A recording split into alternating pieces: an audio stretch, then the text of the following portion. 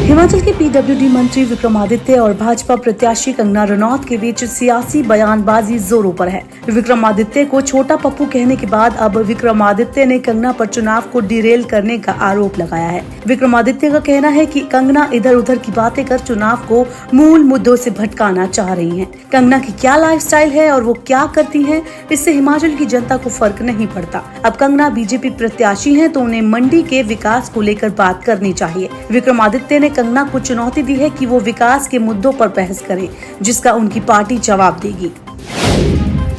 लोकसभा चुनाव में hot seat मंडी का चुनाव अब काफी रोचक हो गया है। मुकाबला त्रिकोणीय बनता जा रहा है। बॉलीवुड क्वीन और स्वयं वीरभद्र सिंह के परिवार के बीच संभावित सीधे मुकाबले के साथ अब पंडित सुखराम के परिवार से भी आश्रय शर्मा के चुनाव लड़ने की अटकलें तेज हो गई हैं।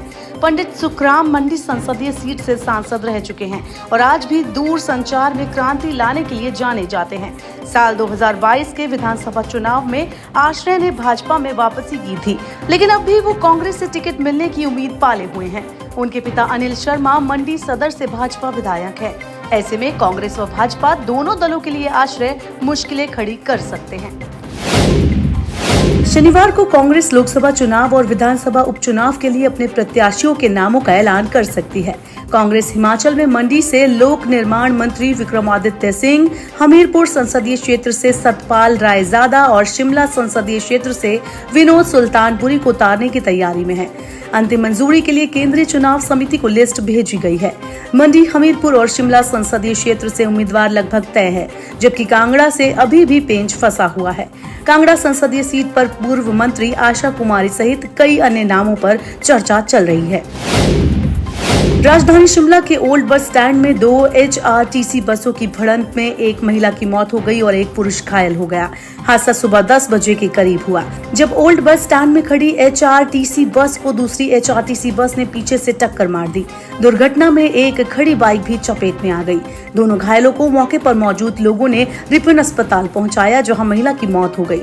पुलिस ने इस संदर्भ में मामला दर्ज कर छानबीन शुरू कर दी है।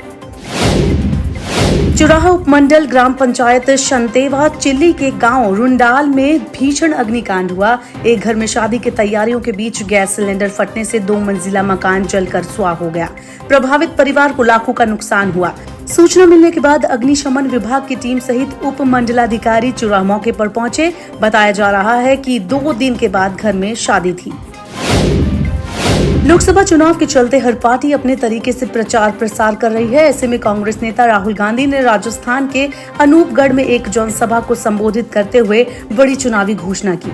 राहुल गांधी ने कहा कि प्रत्येक गरीब परिवारों की महिलाओं के खाते में तब तक 1-1 लाख रुपए डाले जाएंगे जब तक कि वह परिवार गरीबी रेखा से बाहर नहीं आ जाता।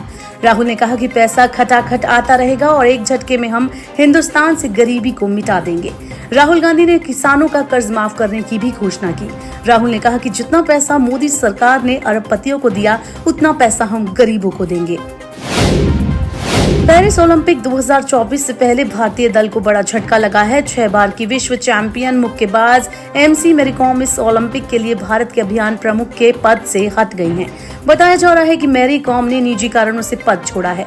मैरी कॉम का कहना है कि उनके पास अब कोई ऑप्शन नहीं बचा है। शेफ डी मिशन किसी भी ओलंपिक में देश के दल का सबसे अहम प्रशासनिक सदस्य होता है। खिलाड़ियों से जुड़ी सभी सुविधाओं के इंतजाम की जिम्मेदारी उसी पर रहती है। मैरी कॉम ने भारतीय ओलंपिक संघ की अध्यक्ष PT उषा को पत्र लिखकर इस जिम्मेदारी से मुक्त करने के लिए कहा।